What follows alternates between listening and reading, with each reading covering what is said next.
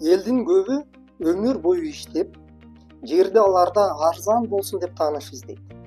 Акыры доверенность же расписка менен сатып алышат. Бирок бул мыйзамдуу эмес.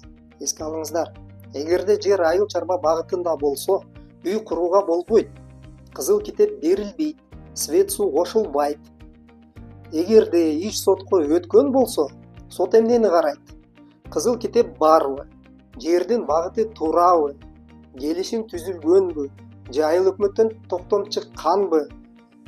Ал келишим же токтом госрегистрде катталганбы деген 4 суроо туулат. Эгер ушул 4 суроого дал келбесе, үйдү өз алдынча курулган деп сот тааныйт, снос кылып салышы мүмкүн.